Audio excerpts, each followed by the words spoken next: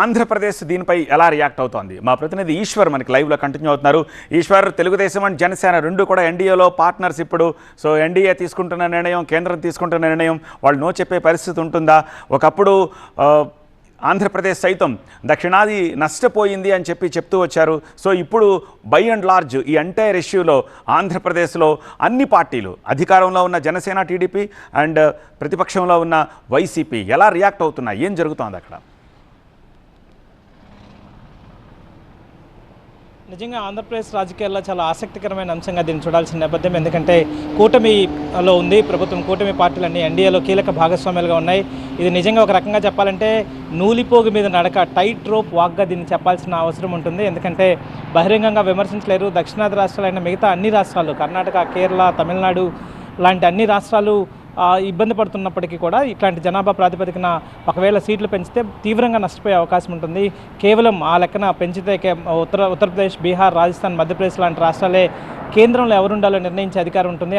దక్షిణాది రాష్ట్రాలు కేవలం నామమాత్రంగా కేంద్ర రాజకీయాలతో సంబంధం లేకుండా మిగిలిపోవాల్సిన పరిస్థితి. ఒకప్పుడు మీరు చెప్పినట్టుగా ఆంధ్రప్రదేశ్ కూడా దీని మీద పూర్తి స్థాయిలో స్వరం వినిపించే ప్రయత్నం చేసింది. అయితే ఇటీవల కాలంలో మధ్య మార్గంగా వచ్చిన ప్రోరేటా అంటే నిష్పత్తి, జనాభా ప్రస్తుతం ఉన్న సీట్ల సంఖ్యను ఏమాత్రం ఆ నిష్పత్తి తగ్గకుండా అదేవిధంగా మెయింటైన్ చేయడం ఏదైతే ఉందో దాని పట్ల కొంత సానుకూలంగా అయితే ఆంధ్రప్రదేశ్ ఉంది. 50% పెంచడం దాన్ని ఖచ్చితంగా స్వాగతించే అవకాశం ఉంటుంది. అయితే ఫెడరల్ స్ట్రక్చర్కి ఇబ్బంది లేకుండా, అలాగే దక్షిణాది రాష్ట్రాల ప్రాధాన్యత తగ్గకుండా చూడాల్సిన అవసరాన్ని అంతర్గత సమావేశాల్లో మాత్రం నొక్కి వక్కాణించే పరిస్థితి ఉంటుంది. ఎందుకంటే ఆంధ్రప్రదేశ్ మనందరికీ తెలుసు, జాతీయ రాజకీయాల్లో కూడా చాలా కీలక పాత్ర పోషించింది. ఉమ్మడి ఆంధ్రప్రదేశ్ గతంలో 42 సీట్లు ఇక్కడ ఉన్నప్పటికీ కూడా దేశంలోనే ప్రధాన ప్రతిపక్ష పార్టీగా కూడా పాత్ర పోషించింది. కానీ ప్రస్తుతం పరిణామాలు చూస్తే భవిష్యత్తులో ఎప్పటికీ అలాంటి పరిణామాలు రాకపోవచ్చు. కాబట్టి ఆ దిశగా ఒకవేళ ఇప్పుడు అట్లాంటి పరిస్థితులను ఎక్స్పెక్ట్ చేయకపోయినా కూడా దక్షిణాది రాష్ట్రాల ప్రాధాన్యత తగ్గకుండా కొన్ని చర్యలను తీసుకోవాలని సూచించే అవకాశం మాత్రం ఉంటుంది. అదే ప్రస్తుతం ఉన్న దక్షిణాది రాష్ట్రాల రేషియో 24% నుంచి ఏమాత్రం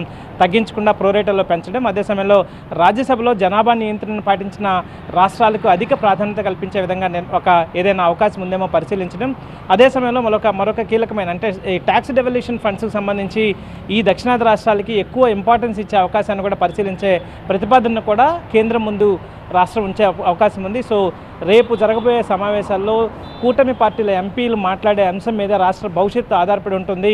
ప్రస్తుతం అయితే స్టాలిన్ వాదనకో లేకపోతే మిగతా కేరళ లాంటి, కర్ణాటక లాంటి రాష్ట్రాల వాదనకి బహిరంగంగా మద్దతు తెలిపే అవకాశం ఆంధ్రప్రదేశ్లో అటు కూటమి పార్టీలు కానీ ఇటు వైఎస్ఆర్సీపీ కూడా ఉండే అవకాశం లేదు అన్నట్టుగా మనం చాలా స్పష్టంగా అర్థం చేసుకోవచ్చు. ఆంధ్రప్రదేశ్లో దాదాపుగా అన్ని పార్టీలు ఒకవేళ కూటమి నేరుగా ప్రత్యక్షంగా వాళ్ళ ఎన్డీఏతో కూటమి భాగస్వామిగా ఉన్నప్పటికీ కూడా వైసీపీ కూడా గతంలో కేంద్రంలో తీసుకొచ్చిన అనేక అంశాల్లో కేంద్రంలో ఎన్డీఏకి మద్దతు ఇస్తూనే వచ్చింది. కాబట్టి ఇప్పుడు కూడా దానికి భిన్నంగా వెళ్తుందన్న గట్టిగా ఊహించలేం.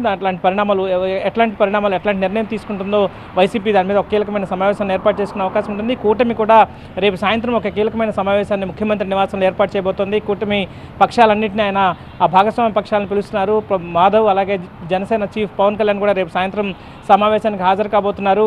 ఆ సమావేశాల్లో దీనికి సంబంధించి కూడా చాలా కీలకమైన నిర్ణయం తీసుకునే అవకాశం ఉంటుంది. ప్రస్తుతానికైతే ఆంధ్రప్రదేశ్ కూటమి ప్రభుత్వం అయితే బహిరంగంగా దీన్ని వ్యతిరేకించే అవకాశమే లేదు. ఖచ్చితంగా అంతర్గతంగా మాత్రం ఆంధ్రప్రదేశ్కి సంబంధించి కావచ్చు, లేకపోతే దక్షిణాది రాష్ట్రాల ప్రాధాన్యత తినకుండా, అదే సమయంలో ఫెడరల్ స్ట్రక్చర్ సమైక్య స్ఫూర్తి దెబ్బతినకుండా చర్యలు తీసుకునే అవకాశాన్ని పరిశీలించాలని మాత్రం గట్టిగా కోరే అవకాశం ఉంది.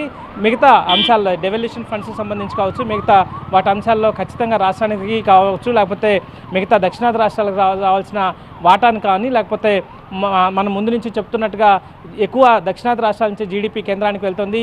ఆ నిధులే ఎక్కువగా ఉత్తరాది రాష్ట్రాలకి ఎక్కువగా పంచబడుతుంది. కాబట్టి ఆ తారతమ్యాలు లేకుండా ఒకవేళ అట్లాంటిది వస్తే, ఇన్బ్యాలెన్సెస్ వస్తే మళ్ళీ వేరే రకమైన ఉద్యమాలకి అవకాశం ఉంటుంది. కాబట్టి అది లేకుండా చూసే ప్రయత్నాన్ని చేసే అవకాశం అయితే కూటమి ప్రభుత్వానికి కనిపిస్తుంది. వైసీపీ కూడా ఎలాంటి స్టాండ్ తీసుకుంటుందో రేపు వాళ్ళు కూడా సమావేశం ఏర్పాటు చేసుకునే అవకాశం ఉంది. కాబట్టి ఆ దిశగా 1-2 రోజుల్లో అంటే మరి భవిష్యత్తులో పార్లమెంట్లో జరిగే ఆ చర్చల్లో వీళ్ళ ఎంపీలు ఏ విధంగా మాట్లాడుతారో అవే భవిష్యత్తు నిర్దేశించే అవకాశం కనిపిస్తుంది.